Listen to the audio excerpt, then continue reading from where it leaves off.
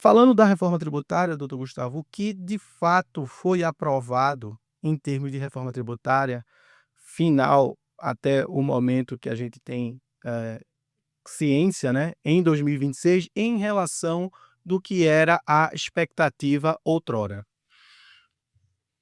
Olha, Rodrigo, em primeiro lugar, eu sempre que falo de reforma tributária, eu gosto de fazer um comentário sobre o equívoco que está sendo cometido no que diz respeito à forma como a reforma tributária está sendo feita. Que a reforma tributária é necessária, isso ninguém discute. Acho que é o único consenso que existe em relação a todos que debatem esse tema é que a reforma tributária ela é efetivamente necessária, mas não da forma como ela está sendo feita. Você não isolou a tributação sobre o consumo, você não isolou a tributação sobre a renda, você não isolou a tributação sobre o patrimônio e foi discutindo isso de forma estanque, sem se levasse em consideração o que uma alteração aqui poderia influenciar a tributação de um outro ramo da sociedade ou do outro ramo da economia, como ocorreu agora. Nós focamos na reforma da tributação no consumo, que é uma tributação atualmente, foi um sistema que ele se deteriorou ao longo do tempo e transformou o nosso sistema num caos absoluto. Nós focamos isso na reforma do consumo. Ah, não, vamos fazer a reforma da renda depois, que é um equívoco. Tudo deveria ter sido feito ao mesmo tempo. Isso fez, a meu ver, que você criasse incidências que tornarão a vida do cidadão brasileiro, a vida do contribuinte brasileiro, um caos. E o pior, com um período de transição em que nós vamos ter que até 2032 conviver com dois caos ao mesmo tempo. Isso é muito preocupante. Por que você entende que o Brasil decidiu mudar agora, nessa gestão desse governo, trazer todas essas mudanças e não trazer uma discussão pautada com os grandes tributaristas, com as empresas? Por que você achou que isso foi Não, eu não diria que isso é um feito deste governo. A reforma tributária, eu me lembro a primeira vez que eu tive contato com a reforma tributária, foi em 1995.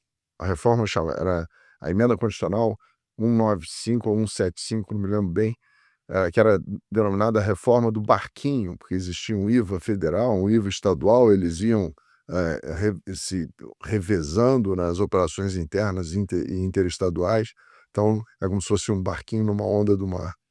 Em decorrência disso é que se chamou a reforma do barquinho. Isso foi em 1995, que já se pretendia, você vê, 95 eram 7 anos depois da promulgação da Constituição Federal de 88, e ela já nasceu antiga, porque ela simplesmente repetiu a reforma de 65. Então, logo em seguida, veio uma reforma tributária tentando modificar aquilo tudo, transformar já era um IVA dual naquela época, que, ao meu ver, é um equívoco. O IVA não deveria ser dual, gerou essa confusão toda que nós temos aqui, hoje em dia. Mas e depois houve a apresentação de vários outros projetos. Eu me lembro de um projeto do qual foi relator o deputado Mabel. Isso foi muitos anos depois disso. Houve várias outras tentativas de reforma. Essa reforma tributária, ela surgiu no governo anterior, com a apresentação. O CECIF se reuniu. O CECIF é uma instituição que foi a responsável pela elaboração do projeto do qual resultou a PEC 45, foi o principal projeto do qual resultou a reforma tributária do consumo. Depois veio a 110, pelo deputado Raul e tal, depois as duas se juntaram. Mas o CECIF ele se reuniu lá atrás, antes da pandemia, entendeu? Isso foi no governo anterior. E de lá para cá nós tivemos uma discussão, nós atravessamos a pandemia discutindo reforma tributária, o que, ao meu ver, era um equívoco enorme, porque na pandemia o Estado estava com uma necessidade de gastar enorme. Como é que você vai fazer uma reforma tributária se o seu lado de despesa está absolutamente inflado, você precisando de receita? Obviamente, você vai criar uma tributação que é muito que gera uma carga tributária muito maior, porque os seus parâmetros naquele momento da reforma tributária são parâmetros que levam à necessidade de uma receita muito grande. Depois, a principal fonte de receita do poder público é a cobrança de tributos. Então, como eu sempre digo, você não vai ao supermercado com fome, porque senão você acaba comprando mais do que você deve. E no entanto, nós atravessamos a reforma tributária, nós atravessamos a pandemia discutindo reforma tributária, que, a meu ver, é um equívoco. Mas, quando da virada do governo Bolsonaro, o governo Lula, quando o governo Lula entra em cena, aí sim ganhou-se estrutura política para aprovação. Então, na verdade, o que houve foi uma aprovação desse projeto da reforma tributária do consumo neste governo, mas a origem não foi neste governo. A origem toda foi no governo ou nos governos anteriores, porque o CECIF, Bernardo Api, Eurico de Sante, Nelson Machado, enfim, Melina, enfim, um grupo que se junta para fazer esse projeto. Isso foi tudo nos governos anteriores. Ele andou, inclusive a apresentação ao Congresso Nacional, foi toda no governo anterior. Ele começou a andar quando, deste governo, criaram-se condições políticas para que houvesse aprovação do governo, como efetivamente foi aprovado. Nesse esteio que todo mundo está aí muito temeroso, né? Indústria, comércio, serviço, né? Queria que você desse um panorama geral do que seria o IVA Dual e como foi aprovada essa reforma e poder fazer as conexões da indústria, comércio e serviço. Aí, pessoal que está aí nos assistindo, ter essa primeira wave do que seria a reforma tributária sob seus olhos. Você toca num aspecto que, a meu ver, é nevrálgico quando se discute isso.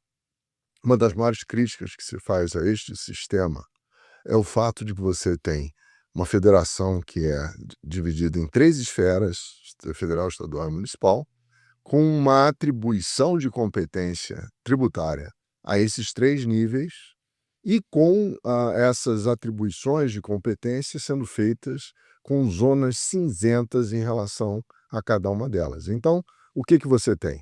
Você tem, por exemplo, na indústria, comércio e prestação de serviço, você tem o IPI, que é um tributo federal onerando a circulação de produtos industrializados. Você tem o antigo ICM, depois da Constituição Federal de 88, o ICMS, onerando a circulação de mercadorias e 2 serviços, de transporte e comunicação.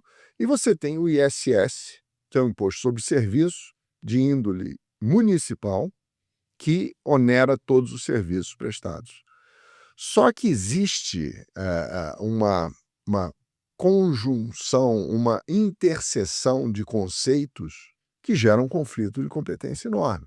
É um conflito de competência entre o IPI e o ISS, entre o ICMS e o ISS, entre o ISS e o próprio ISS, porque tem questões de local da prestação que geraram um conflito enorme, ICMS com o ICMS, são conflitos para todos os lados. Nós vimos a tributação dos downloads, que é uma tecnologia absolutamente ultrapassada, que foi ser definida 20 anos depois, quando o download nem existe mais, né? Hoje em dia você não faz download de nada, você faz o streaming e você capta tudo aquilo que era por download antes você entra. Enfim, a gente está na época da inteligência artificial. E, no entanto, essa decisão de qual tributo incidiria sobre o software que era baixado por download, na época em que você comprava efetivamente aqueles disquetes, aí tinha software de prateleira, software feito por encomenda do próprio usuário, enfim, aquelas coisas todas só foram ser decididas 20 anos depois. Então, o contribuinte conviveu com isso o tempo todo. Então, a reforma tributária veio e deu um passo que, a meu ver, foi muito bom. Vamos colocar tudo isso aí num único tributo, que vai ser um IVA. A ideia inicial é que fosse um IVA federal. Eu acho correto isso.